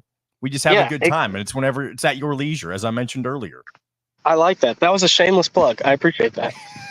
You're a host. You do what you got to do. Sometimes you do what you got to do. But yeah, we have a good time. And honestly, lately, sometimes we've had a lot more Pacers talk on that show than I would have ever imagined, because no one obviously expected the Pacers to get. Actually, let me back that up a minute. I don't want to say that people weren't expecting the Pacers to make it this far, because I think people like our man Mitchell Paige, he's ride or die with the Pacers all the time. He never loses faith in his NBA franchise. So like, I know that the true fans out there, they've been they've had their eyes set on this all NBA playoff season long. So it's just nice to have a winner, John. It's nice to have a winner. And it's one of those things, like, depending on who you're a fan of around here, it's not always, you don't always have a lot of joy. At least it feels like joy has been absent unless you've been a fan of the Purdue Boilermakers, or in this case now the Pacers are joining that party. If you're not a fan of one of those teams, you haven't had a lot to really cheer about in the last couple of years. No, it gives you a whole new look on life. I've been a loser for so long. It's nice to have a winner once in a while. I want to ask you again about I saw one of the Twitter replies last night. What is it with people taking shots at guy? I guess a dude found out that you were a former walk-on for Indiana football. He was trying to lean into that, wasn't he? Yeah, and I give him credit. He got like halfway there, but then he starts talking about how I never saw the field and I was fat, which was the only part of that was correct. I am fat, but that's why I love Twitter. I mean, people say whatever they want, no consequences. It makes it so much fun. And that's the second time in maybe less than 3 or 4 weeks where somebody has made a comment about your weight, which is unfair, isn't it? First it was your doctor. Totally fair. Now it's some random dude on Twitter. The doctor hurt a lot more. And for people that don't know, I went and got a physical for the first time in like 5 years. Yeah. And the doc said, everything looks good. Your numbers are all good. You're just heavy. And he paused just like that. And it was, yeah, I mean, I've worked out every day since. It was the biggest eye-opener shock that I've had probably in my 30 years on planet Earth. And if you want to find that whole, I guess, episode or conversation, that is something we talked about on Out of Touch a few weeks ago. I don't know. I believe that might be episode 38 or 39. But yes, it stinks. Sometimes, and I guess it's kind of a good thing. Sometimes people have to tell you things to open your eyes to things. And I'm not talking about weight specifically, but sometimes you just got to take that little shot in the arm just to kind of wake you up a little bit and get you moving. As Mitchell Paige winds up for his next tee off. What hole are you guys on, Jimbo? You know, I was just wondering that myself as he leaves it short. Freely around Sultan's Run. He left it short. It's not good. You got to leave it short. Guess what? If you leave it short, it cannot go in. That is a fact. That's true. That's true. But I don't know what hole. He's lining up his swing, and I don't know how loud my speaker is on his. Oh, he's not teeing off. They're putting. They're on the putting green. That is my mistake on that one. Really? I think we did. We lost that. Mitchell bogeys. He bogeyed. He hit it too far. I'm waiting to see if we're going to hear from Kevin Brockway. I'm not sure if, I mean, again, sometimes I do these things on short notice, and, you know, you can't always rely on people to show up on short notice, right? It's the way things go down. But, yeah. And actually, I just got confirmation. He won't be able to join. So, no Kevin Brockway today. You just got me. You got Jim. You got Mitchell. Live on the golf course. I'm not live on the golf course. They're on the golf course. And there's a ton of, like I talked about this week, a lot going on in Indy at the Speedway. That's what I was talking about. That's right. The funnest part, well, not the funnest part, but you can go there for every event leading up to the race and just hang out back in front of the garages where the entrance to the garage area is, and there is a gigantic screen where people watch what's going on and everything's set up there.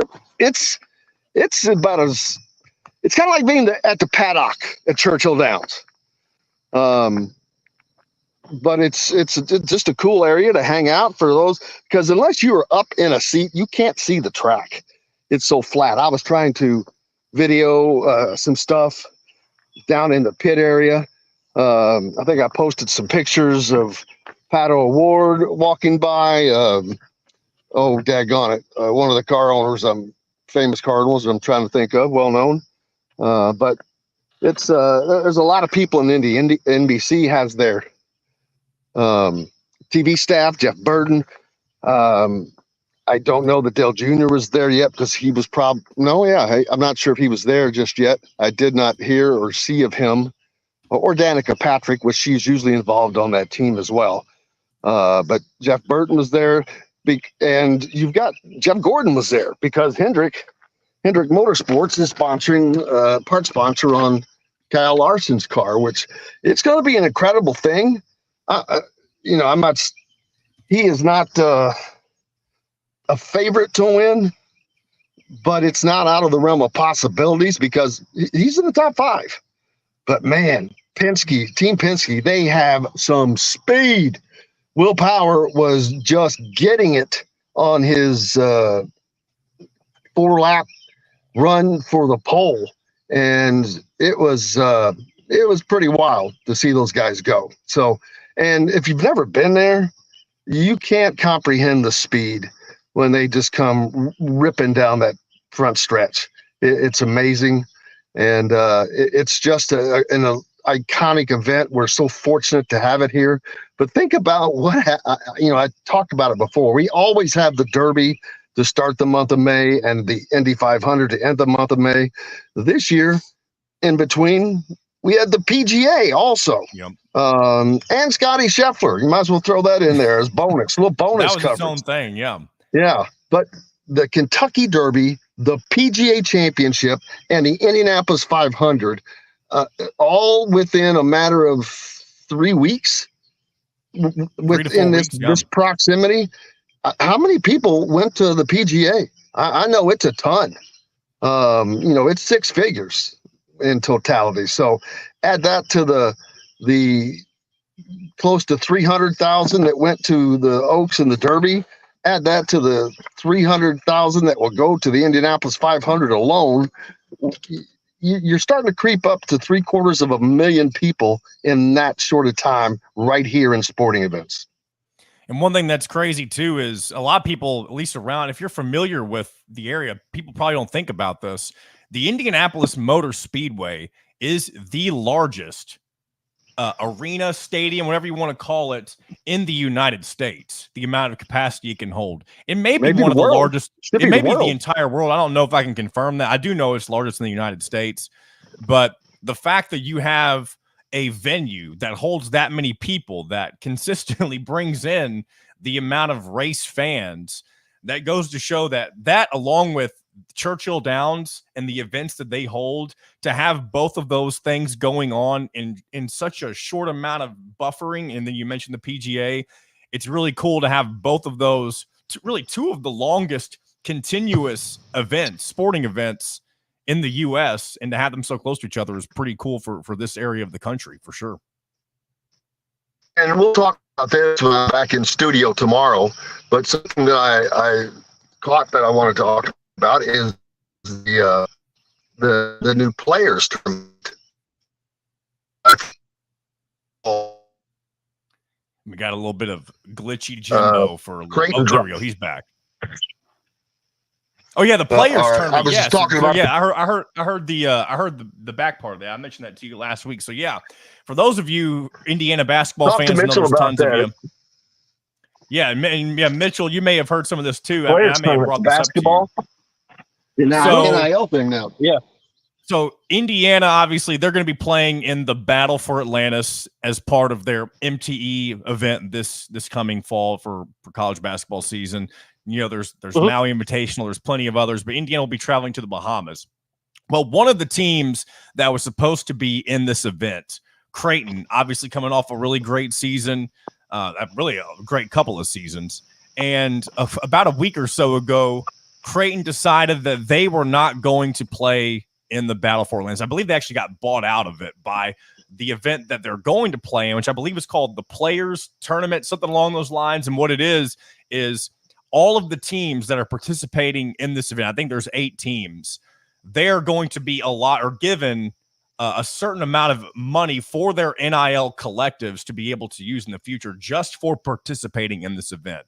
So it's obviously a no-brainer that Creighton would want to leave the Battle for Atlantis and play in something like this, because, and not that Creighton has a small fan base. I'm sure it's very large, especially when you think about Nebraska. All you have is Creighton or Nebraska, and most of those fans are either Nebraska football fans or Creighton basketball fans. And so if their NIL is struggling, which I don't know that it is or not, it doesn't really matter. Even having any sort of boost to your NIL funds this day and age, it seems like it's definitely something that any team wouldn't pass up on, no matter what tournament you may have been playing in previously. Yeah, it feels like that's the whole thing, right? It feels like that's the most important thing in recruiting anymore. I don't know how long it'll be like that. Hopefully not forever. But if you get an opportunity to even add $100,000, couple $100,000, and I'm sure it's more than that, to play in a tournament that gets your brand exposure, I'm sure that event's going to get a ton of TV coverage. It makes everything for your program a lot easier. I know that, I guess I don't know, but I'm assuming when Indiana found out that Creighton got that call and they were getting bought out, they're like, man, I wish that was us. I know it's interesting. So I'm looking at the lineup for Battle for Atlantis. They haven't announced a replacement for Creighton. I'm sure I know it will be filled. I don't know if it'll be a marquee style of team or not, but the rest of the teams in this event, Arizona, Davidson, Gonzaga, Indiana, of course, Louisville, Oklahoma, and West Virginia. So it's not a bad field, but like you said, all it comes down to is the brass tacks nowadays, which is how much money can your program have for recruits in the future. Yeah, good for Davidson getting in that event. That's big for their program. Battle for Atlantis always has a couple, usually at least one team that's from a mid-major. Last year, I believe, is Northern Iowa. I think Drake has played in it before as well. But yeah, shout out to Davidson, Steph Curry, obviously. Yeah, it's such an interesting time in college sports. Got the new NCAA game coming out. They got names on the back of the jerseys now. Just amazing how much things have changed even since I was in school, what feels like a long time ago to me, but really isn't that long ago. Just a completely different landscape. I heard some talk about players making tens of millions of dollars in the future. I hope it doesn't get to that point, but it's just the new age. And I think you can do some cool things with it. And maybe, I'm sure you've thought about this. And I know you went from walk-on to scholarship, and you ended up having a great final 2 seasons when you were at Indiana. If NIL was already in its heyday during the entirety of your college football career, what opportunities do you think would have come about for you? And maybe there's no true answer to this, but what opportunities do you think would have come about to you, whether that be just through the collective or maybe specific plays? Obviously, you had that punt return touchdown against Michigan that I'm sure fans remember. Do you think you would have gotten anything specific for those kinds of things, or just in general? What do you think NIL would have been like for one Mitchell Paige? Yeah, I think there's 2 companies that I really would have tried to work with. People that are familiar with me and have kind of, I hate to say followed along, because that sounds like I think I'm way bigger than I actually am. But I used to wear a calculator watch from Casio. And when I got signed by the Chargers, I went on a couple radio shows and was really trying to promote a Casio partnership, because I wanted a lifetime supply of calculator watches. But I think, and I don't mean this to be funny, but it could be. I think it'd be a great marketing pitch.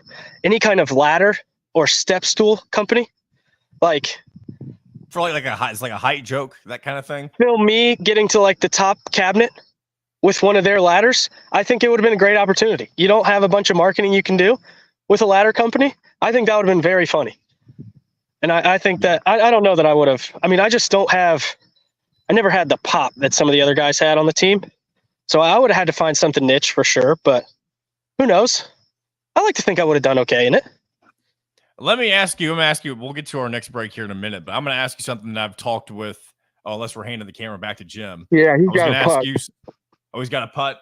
Well, here's what we're going to do. We're going to go ahead and take our final break. Then we'll come back and we'll wrap things up and get final thoughts on some things we've been talking about today as Mitchell lines up a putt. Let's go ahead. Well, let's see what happens with Mitchell here on this putt before we actually take a timeout, and then we'll get to it. We'll come back.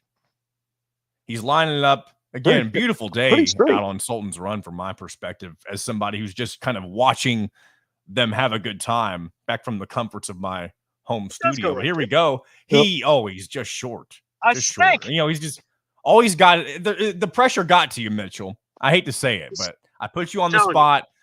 I kept people around just to see what kind of action you were going to give us, and you unfortunately you lost some NIL dollars there, my friend, if they were available. But I believe we're going to try. See, we didn't see. Here's the problem, though. I don't know if you noticed, but you glitched out during him finally syncing it. So we're going to go ahead and we're going to hit our next break, and We're going to hit our break. We'll bring them back in. They're trying to reconnect with us. But thanks for sticking with us today, by the way. I know this has been a weird show, and we're going to wrap things up on the other side. And for those of you who have stuck around today through all of this nonsense and non-traditional way of doing an Indiana Sports Beat radio show, first of all, I genuinely appreciate it because, again, this is something I'm not used to doing. But I know Jim appreciates it, too, because we didn't want to just not have a show today. So thanks for sticking around. We got one more segment coming up. This is Indiana Sports Beat Radio, brought to you by Boost Fundraising and Andy Moore Honda of Bloomington. We are back with more right after this. We'll be right back for more Indiana Sports Beat Radio with Jim Coyle, presented by Andy Moore Honda of Bloomington. In the market. All right. All right, we're in break. Can you imagine that at like 7:30 p.m. when the sun's going down? What'd you say? Like tonight? I just said we're in break. I just didn't know if you heard me go take us to break. Thank God we only have one more segment. I bet this is going to be a shitty show. I think it's good. That's a very negative outlook. I kind of feel like it's been, I mean, it's been very non-traditional, but it's not been bad, I don't think. We're going good. I think we turn around. Yeah. Well, I hope it's been interesting for those listening on radio. Yeah, that's. I mean, I don't think it's been bad for radio, but it's definitely been interesting. I think that's the best. Trust me, I'll get a call from Evansville. So, have they called you about something like this before? Oh hell yeah! If like something's glitching out or. But that hasn't happened in years. No. But one time it's because somebody complained and said something like you weren't prepared for to do a show or something. I'm like, oh, sometimes that shit happens. Yeah, it's a daily show. Like today, I was hoping we had more guests. Well, I didn't anticipate Travis being unavailable, and I also didn't anticipate Greg not being able to connect with us. So both of those things, if they didn't happen, we would have had a full guest lineup. Oh, Greg didn't come on either? Nope. He tried, but I couldn't hear him, and he sent me a message saying he was having some sort of 5G problem. Son of a bitch. So, yep, just Todd and Dustin. And Dustin he almost wasn't able to come on, but he had to get through his security issues. But it's all right. We roll with the punches. We still did it. We still had a show. They're not having a show, right? At least in this scenario. There are some scenarios where not having a show is probably the better option, but I think it was fine today. We're back at about 60 seconds.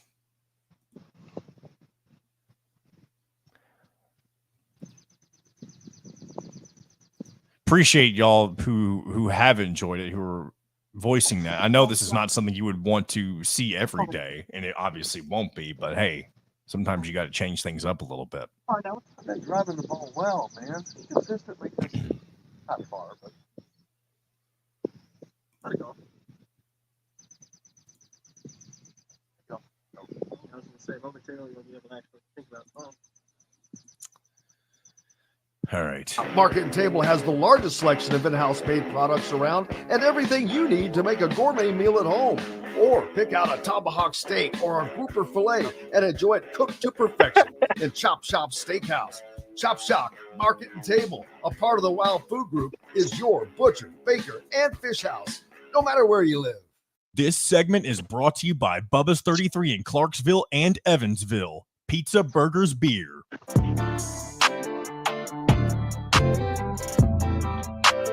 Welcome back to Indiana Sports Beat Radio with Jim Coyle, presented by Andy Moore Honda of Bloomington.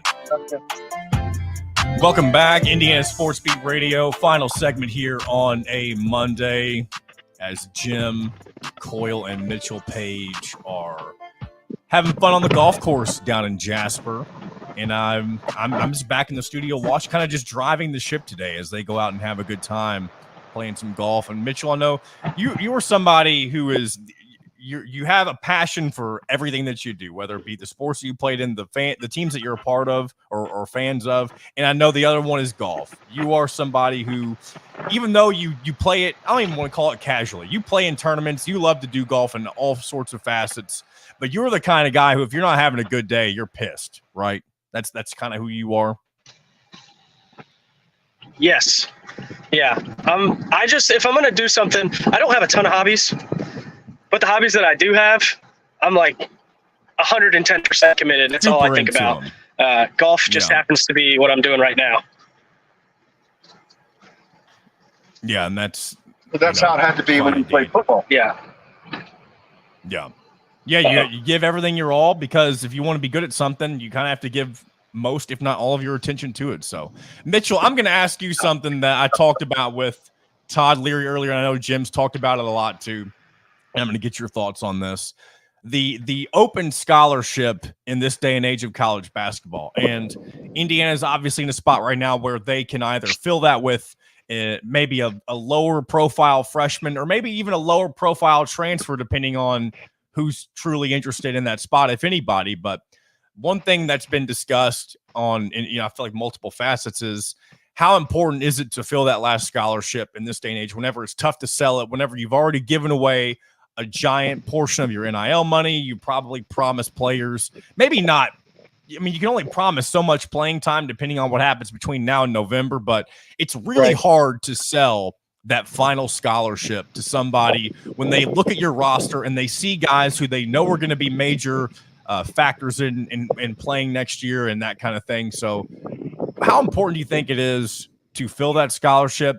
And because we talked earlier, I feel like in this day and age, obviously the ideal situation is to fill it, but I don't think it's as necessary as it would have been maybe 2 or 3 years ago.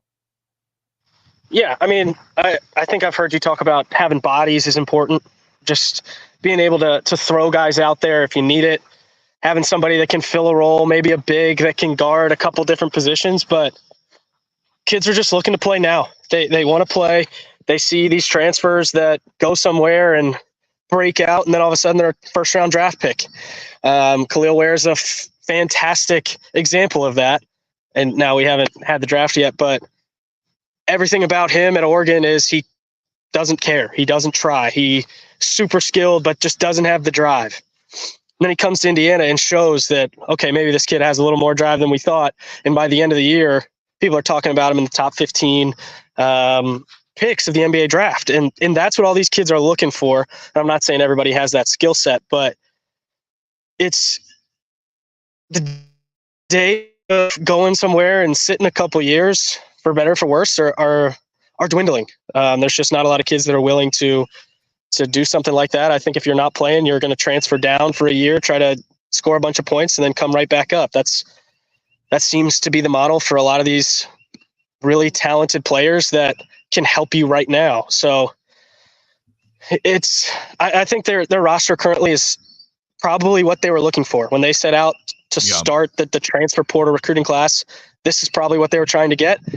If they can get another one that's a late ad, that maybe a kid that has been kind of just poking around and maybe not as recruited, I think it gives you the chance to take a little bit of a flyer, somebody that's in the mid-major that has a bunch of talent, but maybe just hasn't shown it, or just something was off about him. You bring him in, give him a year against high-level competition and hope that something good happens. And if it doesn't, we'll see you later. I mean, I don't mean this in a disrespectful way, but similar to like a Peyton Sparks.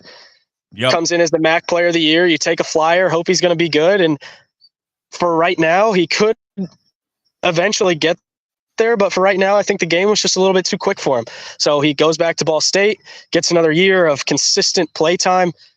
Who knows? Maybe he goes to Kansas or something next year after a phenomenal year at Ball State. But I'm not sure his really just reserved. I feel like I could be wrong, but I feel like Sparks' eligibility will run out after this season. Either way, yeah, I get what you're saying with that. And to fill that kind of role this year for that is Langdon Hatton from Bellarmine, who will be that backup big for Umar Ballo. And he's somebody that Indiana was able to land who, isn't obviously going to be one of the main pieces. He's going to be somebody who's in there to relieve Umar Ballo and maybe Malik Renew on occasion, just to kind of give him a few minutes. And he had an effective career at Bellarmine and also William & Mary before. So it'll be interesting to see how somebody like Langdon Hatton, and also he's somebody from the state, from North Harrison High School. So he's familiar with the culture of Indiana basketball, and it'll be interesting to see how he fits into this roster. And I think that's the kind of guy you're looking for if you're going to fill that last scholarship with a transfer. Somebody who is okay with being that backup, who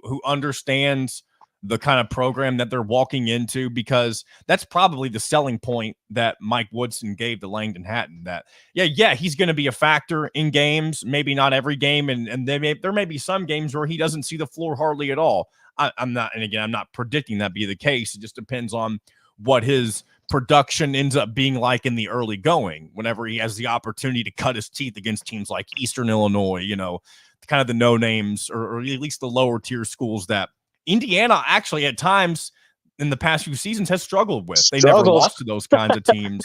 I mean, that if you can contribute well in those games and be a factor in a matchup where you win by 20 or 30 points, I think that's one thing that fans are going to be looking at early on this year is, can they take care of business? Because the biggest issue, or I say the biggest, there was tons of issues. One of the biggest issues for Indiana last year was their net ranking, which we know how important it is in today's college basketball world. So one thing that they'll have to do early on, no matter who their non-conference is against, we know they're going to play in the battle for Atlantis, which will be a good opportunity to play against teams that will be higher up in the net.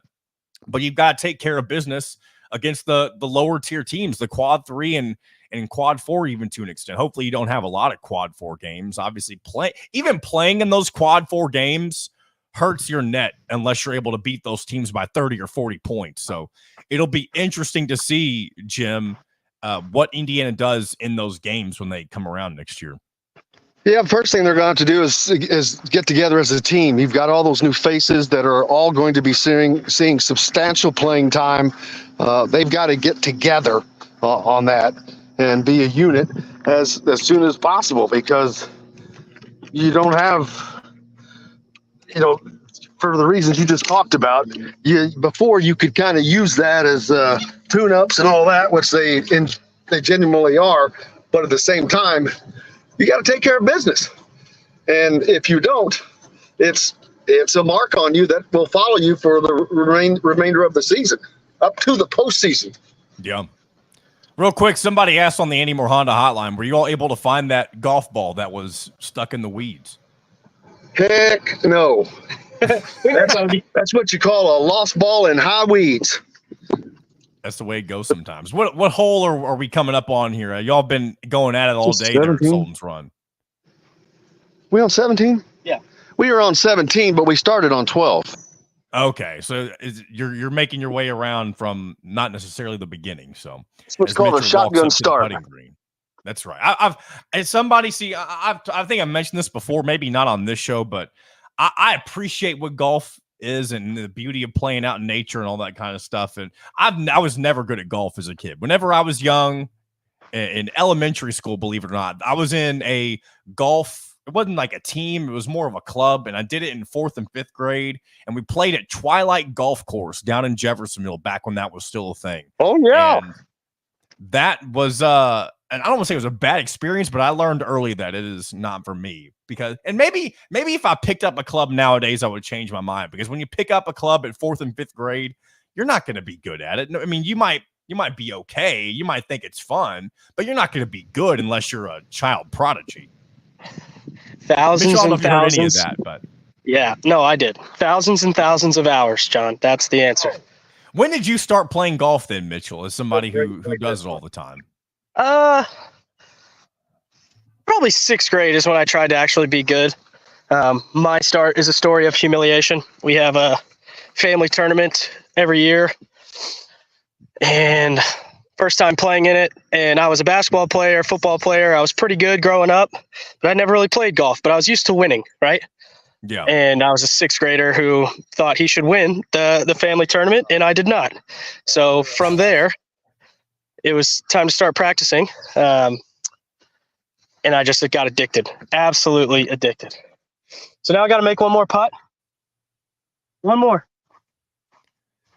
I know I mentioned the Twilight Golf Course earlier, and I believe that's been torn down, but it used to be right outside the neighborhood that I grew up in. It was called Steeplechase. But Jim, did you ever play any rounds at Twilight Golf Course in Jeff? Who? Me? Did you? I mean, either one of you, I guess. I did. He hasn't. He's never heard of I've heard of steeplechase. I've just never played it. Yeah, that was just a par 3 course there in Clarksville. Yeah, I think it was really built small, for the 9-hole course. I think it was built for the employees of the concrete. Oh man, you didn't see that putt go in. Did he? Oh, he went in. He knocked it in. Of course, he sanked it. There What he goes. more do you want from me, John? What more do you want? There you go. You just hit it right in the middle every time. This game's easy. There he goes. He's on it again, folks. Mitchell Paige. I think one of my favorite personality traits from Mitchell is that he's not afraid to tell on himself, but also he's not afraid to brag either. He's going to give you the best of both worlds whenever he's underperforming and overperforming. Hey, if you can do it, it ain't brag. That's true. He's going to give you You the heard that, honest John? truth, though. He'll let you know. What is that? If you can do it, it ain't bragging. That is true. Dude, I'm rolling in it. I'm on board with that right there. We're going to have an incredible show tomorrow, making up for one that's probably the I'm going to let them but regroup. so much I don't know. talk about They don't still, I realize can't this, wait. but they're here. I'm going to keep an eye on you guys. You guys are kind of computering out in and out again, and I'll keep an eye as soon as you're able to pop back in. I think you might be okay, but let's give it one more shot here. I think we're back with us. Over. Oh, whoa. Yeah. Sure. God, which one is 39? Plus the guys we got done. Not quite. All right. Let's go ahead and remove them real quick. And here's what I'm going to do. I've been kind of keeping this up for a little bit. I'm going to go through because this is when you look at the scholarship breakdown for what Indiana has for next season, what class they currently are in, what's going to be the future. Here's the breakdown for the scholarship numbers for Indiana. Indiana's going to have 5 seniors next year. So some of them are COVID seniors, but 5 guys on their roster next year who will be out of eligibility at the end of the 2025 or 2024, 2025 season. And that is Umar Ballo, Trey Galloway, Luke Goody, Langdon Hatton, and Anthony Leal. So right off the bat, you already know you're going to be losing 5 guys. And then after that, you have 1 junior, you have Malik Renew, who at that point, depending on the season that he has, it would not surprise me if by next year Malik Renew is at the very least wanting to test the NBA waters. Maybe I'm wrong about that. It depends on the kind of season that he has. But let's just theorize and say that Malik Renew goes to the NBA at the end of next season. At that point, you've lost 6 guys at the end of next season automatically. That leaves Kanan Carlisle, Gabe Cupps, Mackenzie Mbako, and Miles Rice. Mackenzie Mbako, another name that, depending on the season that he has, may test the NBA draft waters, may jump in the NBA draft. So again, just for the theoretical sake here, let's just say Mackenzie Mbako also goes to the NBA draft. At that point, you've got 8 guys, not even including any transfers at that point, who would be off your roster for next season. So one thing that Jim's talked about a lot over the past few weeks is the importance of the in-state class that you got right now. You got Braylon Mullins, Trent Sisley, Jalen Harrelson, and Malachi Moreno. I know he's a part of Indiana Lee. He's not technically an in-state guy. But next year, you are going to have a really good mixture of freshmen and transfers based on what I just laid out with the amount of scholarship players that you are likely going to lose. At the bare minimum, you're going to lose 5 guys, those 5 seniors, Ballo, Galloway, Goody, Hatton, and Leal. And at that point, you have to factor in who may jump for the NBA and who also may transfer. Now, at that point, it's obviously hard to tell at this point in time who may be unhappy at that point next season and want to jump in the transfer portal. That is hard to predict. But one thing that is for sure, or nearly for sure, that you can really almost take to the bank, I would say, is knowing that next season, at the end of next season, you're going to have a class that includes a healthy number of freshmen and transfer portal guys in order to kind of set the foundation for what's to come with Indiana. I'm going to bring Jimbo back, and I know he was just listening to that, and we'll wrap things up here in a moment. But Jim, I was just laying out kind of the scholarship situation for Indiana basketball, looking ahead to next season and what the future may need to look like. Yeah, that's something that they've set up with a bunch of portal portal guys that have years left. Carlisle and Rice both have multiple years remaining. So they have a mix of guys that are going to be gone which makes room for an incoming class. Yes. Again, I don't think 4 is the maximum I would ever want to see somebody bring in. 3 would probably be good, but if you could 3's land a good base level. Well, and it depends on who you're landing. If you can land Jalen Harrelson and all 3 of the Indiana elite guys, well, that's a grand slam home run, and that's probably a number 1 class in the country. To be honest with you. Yeah, so that'll be interesting. I just wanted to lay that I love looking at scholarship numbers, especially because in this day and age, there are always so many different parts. And one thing I keep in mind too, Ja'Kai Newton, because of that red shirt, he is technically a freshman by eligibility this year. He'll have obviously a year under his belt with the program, but he's not played a single minute for Indiana basketball and hasn't played a minute of competitive basketball in general since he was in high school. So Ja'Kai Newton going to kind of be a mystery of a player with a lot of potential going into next season. I'm making you dizzy, John. Well, that's okay. Yeah. And here's what I'm going to do. Give me some last thoughts on how your day's been, and I'm going to wrap things up for us here. Well, I'm with Mitchell Paige, first of all. So how bad could the day be? It's got that makes it incredible right off of the bat. So there's no way it can be bad. And it's actually beautiful out here. We're at a beautiful place, Sultan's Run in Jasper, Indiana, for a great cause, a scholarship fund for the Evansville chapter of the Indiana University Alumni Association. And so raising money for kids, that's always a great thing. And to do it amongst other people that I hopefully will get to meet later. Haven't, trying to mix this in. And hopefully once the show's over, my golf game picks up because it's been horrid. Not that it's ever good, but it's been horrid this morning. So looking forward to that. But I'm looking forward to getting back in the studio tomorrow because there is so much going on to talk about specifically. Yes. I've got an interview with JT Kitna, the quarterback that I spoke with yesterday at the Rivals camp, who is drawing interest from Indiana, in the process of setting up an official visit. And as soon as that gets set up, I'll let you guys know. But he's the son of John Kitna, so a former NFL quarterback. Indiana is going to be quarterback rich all the time. Tino Suntory is doing a fantastic job. They got the number 1 recruit in the country coming in. Mitchell, did you know that? I did know that. And I interrupt your drive, so I'll stop talking. You can talk. I'll go ahead and I'm going to wrap this thing up for us. Thanks for joining us from the golf course and helping make my life a little bit easier today. And we are looking forward to having you back in studio tomorrow, Jim. I can't wait, and I will see you on the radio. That's right. Thanks for listening. This has been Indiana Sports Beat Radio, brought to you by Andy Moore Honda. We will talk to you tomorrow. Thanks for listening to Indiana Sports Beat Radio. Be sure to subscribe to our YouTube page. Grab my driver, please. Never mind. Of Indiana basketball, football, and more. You can also find full episodes and tons of other content on thehoosier.com. We'll see you next time for another edition of Indiana Sports Beat Radio.